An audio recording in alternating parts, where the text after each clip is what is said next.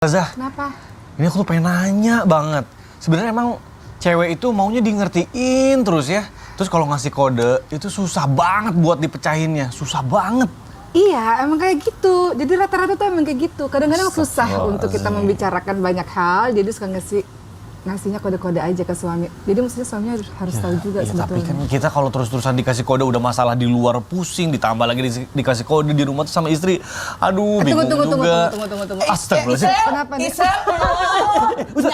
Isel. Jangan Ustaz, jangan. Oh, jadi Isel begitu. Aduh, Ustaz, kan aku cuma nanya doang, Ustaz. Ustaz, aku tuh cuma nanya doang curhat kenapa Ustaz, wanita. kenapa direkam berat?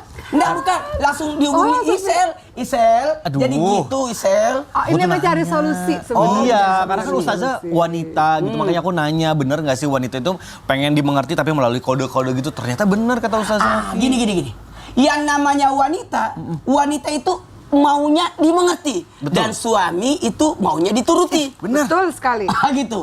Makanya, gini aja. Kenapa Ustaz? Oma, sini Oma. Kenapa? Gimana kalau kita bahas aja hari ini? Wah, Kayaknya seru. tema kita hari ini adalah apa tuh? Istri ingin dimengerti, suami ingin dituruti.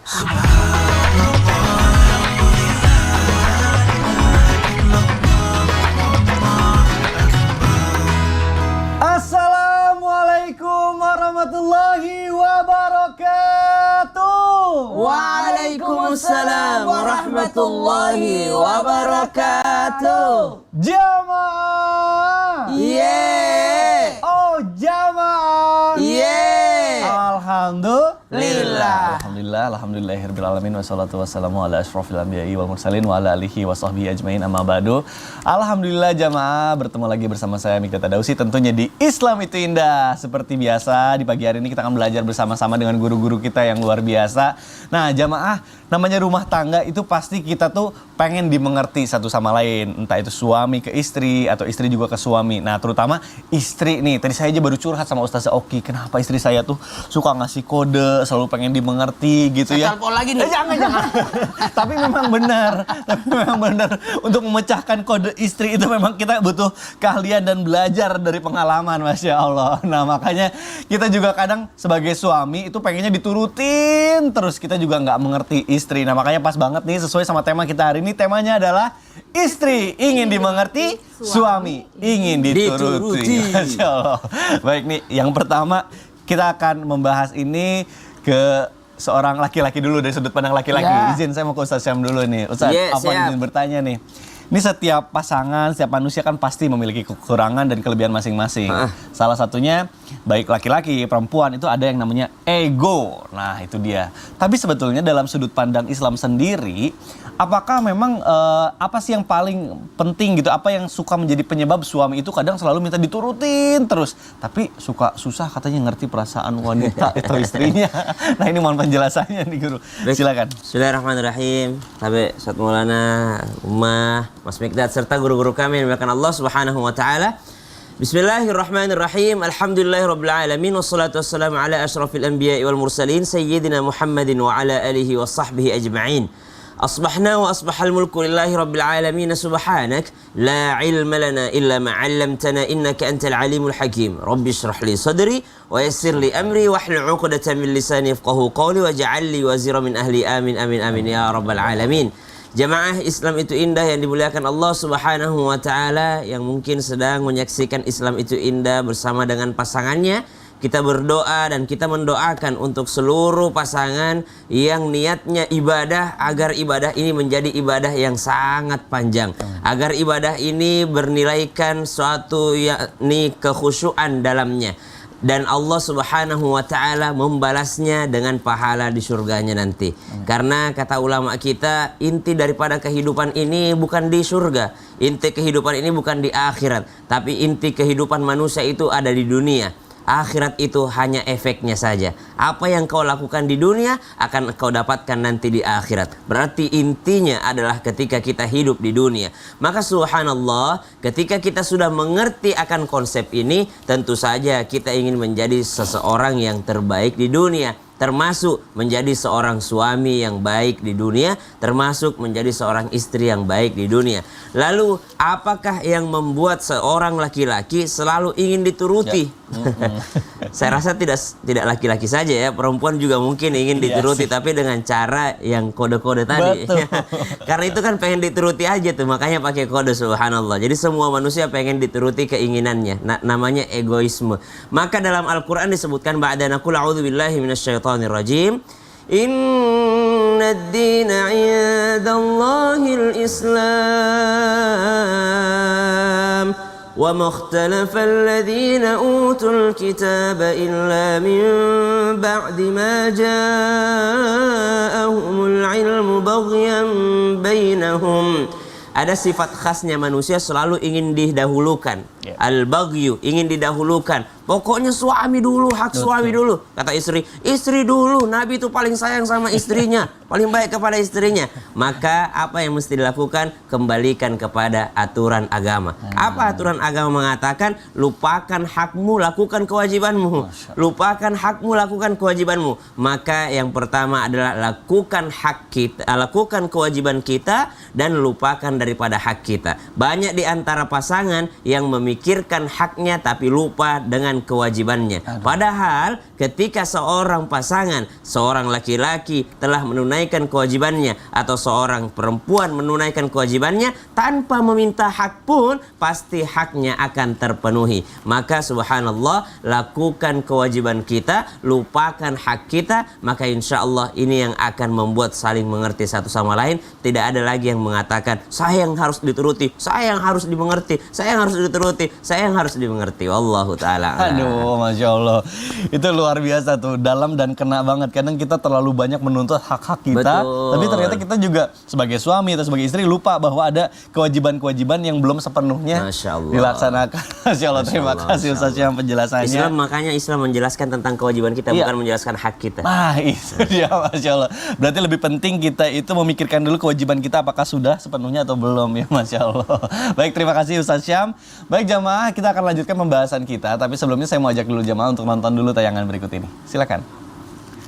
Aduh, ini laki-laki yang ada di rumah nih pasti merasa terwakilkan banget. Kita udah inisiatif gitu ya, bantu pekerjaan istri. Pas istrinya pulang tetap aja kurang di mata wanita. Ini gimana nih, Ustadz? Padahal kan ini sebenarnya laki-laki itu udah jarang banget ya ada laki-laki mau bantu pekerjaan istrinya. Tapi gimana nih kalau kita sesuai sama video tadi tuh, udah dilakuin, udah dibantuin, tetap kurang aja di mata istri. Apa yang harus kita lakukan nih?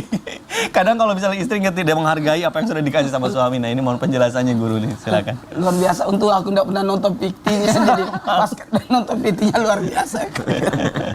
Izin Umar dan Ustaz Syam. Bismillahirrahmanirrahim. Assalamualaikum warahmatullahi wabarakatuh. Waalaikumsalam warahmatullahi wabarakatuh. Jamaah. Yeay. Oh jamaah. Yeay. Alhamdulillah. Alhamdulillahirrabbilalamin. Allahumma salli ala sayyidina Muhammad wa ala ali sayyidina Muhammad. Satu bentuk pujian dan rasa syukur kita. Hari ini kita membahas sesuatu yang luar biasa karena kita berada pada dua sisi. Sisi di mana wanita mau dimengerti, sementara sisi yang satu laki-laki mau dituruti.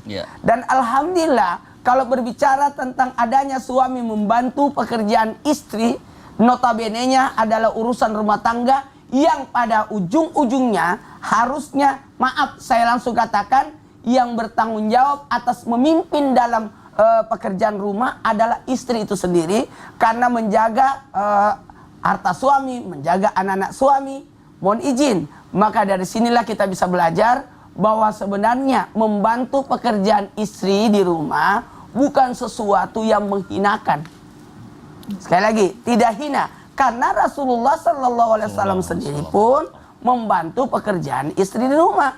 Dalam hal ini, kalau kita mau cari seluk-beluknya, ternyata yang berkewajiban untuk masak bukan istri. Yang berkewajiban untuk nyuci piring bukan istri. Yang berkewajiban untuk mencuci pakaian bukan istri. Harusnya yang berkewajiban adalah suami. Karena itu bagian daripada nafkah. Jadi bukan istri itu disuruh mencuci, disuruh bekerja di rumah. Enggak. Sebenarnya itu tugas laki-laki. Wah, tepuk tangan semua ibu-ibu di rumah ini. Cuman yang namanya wanita, pahamilah untuk memudahkan suami atas amanah yang suami berikan, maka lakukanlah. Maka kalau ada laki-laki, dalam hal ini suami, membantu pekerjaan istri yang ada di rumah, maka sebenarnya itu bukan sesuatu yang menghinakan, tapi mengikuti sunnah Rasul. Mengikuti sunnah Rasul. Dan mohon maaf tanpa menggurui, kita ambil dari sisi wanita. Wahai wanita, jikalau pekerjaanmu sudah dikerjakan oleh suami, maka hargailah. Hargailah. Ada juga memanfaatkan. Ya. Gimana tuh? Lihat suaminya lagi ngepel atau lagi nyapu, kata istrinya, oh sekalian ya, ini pelnya. Ya Itu bikin Allah, lagi-lagi lihat kapok kali. suami nyuci sendiri. Kan ya biasa tuh suami kan nyuci sepatunya. Iya, betul. Iya. Langsung dia bawa dasternya sekalian ya. Harusnya istri Nabi kalau melihat Nabi mencuci bajunya, menjahit bajunya, istri Nabi langsung loncat untuk mengambil semuanya. Jangan ya Rasul, aku aja. Subhanallah. Ya. Itu memanfaatkan. Kalau Rasul jadinya romantis gitu ya. Kalau kita Saya pernah lihat istri saya menangis cuma satu kali itu. Kenapa tuh? Gara-gara dimarahin sama orang tuanya. Karena melihat saya lagi jemur baju. Ya Allah. Dikiranya saya nyuci, cuma saya benar-benarin. tapi memang Mulai saat itu aku tidak mau jemur-jemur baju. ini berarti menantu kesayangan banget nih memang dan aduh Masya Allah. Tunggu dulu, kalau Isal gimana? Ya sama sih, tapi aku tuh membantunya tuh langsung aja kalau misalnya Isal capek ya aku kalau cucian tuh laundry aja karena untuk meringankan gitu. Kan akunya juga nggak bisa karena kan kerja pulang pagi gitu. Jadi aku kalau misalnya capek ya udah. Ya udah kalau gitu. Nah, kita bagian beli mesin cuci. Iya gitu aja ya, maksudnya yang lebih masuk akal lah. Saya juga nggak mau takut kotor kan nanti nggak diapresiasi juga kan, tetap masih kotor. Baik, Masya Allah Ustadz Maulana, terima kasih penjelasannya. Baik jamaah Islam itu yang dirahmati Allah, kita akan melanjutkan pembahasan kita yang luar biasa ini. Selanjutnya saya mau ke Uma, Ustazah Oki izin bertanya ini. Aku tuh seringnya, mungkin nggak tahu di sinetron atau mungkin aku juga sering dengar ada kalimat kayak gini nih. Kalau misalnya istri itu nggak ngikutin apa kata suami, suaminya suka bilang gini, awas ya, kalau kamu nggak ngikutin apa perkataan aku, kamu akan aku laknat. Subhanallah. Itu kayak ini banget. Suami-suami yang ini apa, antagonis banget. Nah, bener nggak sih Uma, kalau misalnya nih istri itu tidak menuruti kemauan suami, itu katanya akan didoakan buruk oleh para malaikat. Tapi bagaimana nih ternyata kalau memang suaminya tuh nggak mengerti gitu, apa ya otoriter, terlalu pengen diikutin banget gitu. Apakah benar istri yang memang bukan tidak mau tapi kondisinya tidak memungkinkan itu juga akan dilaknat oleh malaikat? Nah ini mohon penjelasannya Uma. Izin Ustadz Syam, Ustadz Maulana semuanya. Baik, Assalamualaikum warahmatullahi wabarakatuh. Waalaikumsalam warahmatullahi wabarakatuh. Allahumma sholli ala sayyidina Muhammad wa ala alihi wa sahbihi ajma'in. Bapak dan Ibu yang dirahmati oleh Allah Subhanahu wa taala, mengenai bagaimana yang terjadi dalam situasi di rumah tangga, istri haruskah taat kepada suami? Mari kita lihat terlebih dahulu. Memang betul, istri harus taat kepada suami, namun tidak ada ketaatan dalam kemaksiatan. Banyak sekali hadis-hadis yang menjelaskan hal ini dan juga ayat-ayat Quran yang menjelaskan hal ini. Terutama contohnya dalam surah An-Nisa ayat 34 dikatakan fasolihatu qanitatun hafidhatul lil ghaibi bima hafizallah. Wanita yang salihah itu, istri yang salihah, ia adalah yang taat kepada Allah Subhanahu wa taala dan menjaga diri ketika suami tidak ada. Kalau seorang istri atau wanita taat kepada Allah Subhanahu wa taala, maka dia akan otomatis taat kepada suaminya. Lagi-lagi taat selama menyuruh sang istri untuk melakukan kebaikan-kebaikan karena tidak ada ketaatan dalam kemaksiatan. Bagaimana dengan hadits-hadits? Kita lihat teman-teman sekalian, Rasulullah SAW ingatkan perempuan-perempuan ini bisa masuk surga. Dengan cara apa? Mudah sekali masuk surga, seperti jalan tol, sangat mudah masuk surga selama dia melaksanakan sholat 5 waktu, dia puasa di bulan suci Ramadan, taat dan patuh kepada suaminya, dan menjaga diri ketika suaminya tidak ada. Atau dalam hadits yang lain disebutkan juga bahwa wanita-wanita yang salihah, istri yang salihah adalah menyenangkan ketika dipandang, patuh ketika diperintah, kemudian menjaga diri juga. Dan kemudian dalam hadis yang lain juga dikatakan, Rasulullah berpesan kepada para istri, teman-teman sekalian, bahwa perhatikanlah sikapmu, akhlakmu, kedudukanmu di depan suamimu, karena suamimu itu menjadi penentu surga dan nerakamu. Atau dikatakan juga oleh Rasulullah SAW, kalau aku boleh menyuruh seorang istri untuk bersujud di kaki orang lain atau di kepada manusia lainnya, maka aku akan meminta seorang istri untuk bersujud di suaminya, disebabkan karena besarnya hak seorang suami terhadap istri. Dan banyak hadis-hadis yang lainnya. Namun teman-teman sekalian, seorang wanita ini pun diharuskan untuk menjadi wanita yang cerdas agar paham mana yang boleh diikuti, mana yang tidak perlu diikuti. Kalau suami mengatakan buka saja jilbabnya, tentu tidak perlu diikuti. Kalau suami mengatakan, aku ingin bergaul denganmu, padahal seorang istri lagi haid, tentu tidak perlu diikuti. Dan apabila terjadi, misalnya seorang suami mengambil hartanya istri, padahal itu adalah hasil dari uang istri sendiri, tentu itu juga tidak boleh, teman-teman sekalian.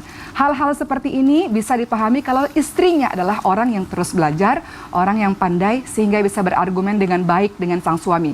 Hal ini pernah terjadi, teman-teman sekalian, di zaman Rasulullah SAW, seorang wanita namanya Khawlah binti Sa'labah, di mana pada saat itu sang suami melakukan zihar kepadanya. Apa itu? Talaknya, artinya zihar maknanya adalah menyerupakan sang istri dengan sang ibu, engkau seperti punggung ibuku. Di zaman Zahiliyah itu artinya sang suami sudah tidak menginginkan sang istri. Namun akhirnya di suatu ketika setelah mengatakan hal tersebut, sang suami ini ingin bergaul lagi dengan sang istri. Maka sang istri yang pandai ini tidak langsung menturuti perintah sang suami, melainkan langsung tanya kepada Rasul, kalau suamiku sudah melakukan ini kepadaku, apa yang harus aku lakukan? Maka sang Rasulullah SAW pun mengatakan atau menyampaikan, kalau suamimu masih ingin kepadamu, dia harus melakukan sesuatu. Apa itu? Seperti misalnya memberi makan 60 orang miskin, puasa 2 bulan, atau membebaskan budak. Seperti itu. Jadi kalau istri yang cerdas, maka dia tahu mana yang harus diikuti, mana yang tidak perlu diikuti. Insya Allah. Aduh. Loh, kenapa kok direkam lagi? Ustaz Maulana bikin kaget aja. Ini lucu banget. Ini ada video tayangan. Iya. Video tayangan ini lucu banget. Video tayangan suami istri. Tapi aku nggak enak kalau ketawa sendiri. Iya, Kita mau lihat, Seth. Kita Kita mau lihat. saksikan yuk sekarang. Mana Ini, tuh? nih. Mana coba lihat. Enggak, itu lagi iseng aja. Habis beli kopi terus ngapain ya? Yaudah kita bikin gitu. Karena kita tuh suka nonton, suka ketawa-ketawa sendiri. Kayaknya di realita tuh nggak kayak gitu kan. Kita sama-sama main FTV soalnya.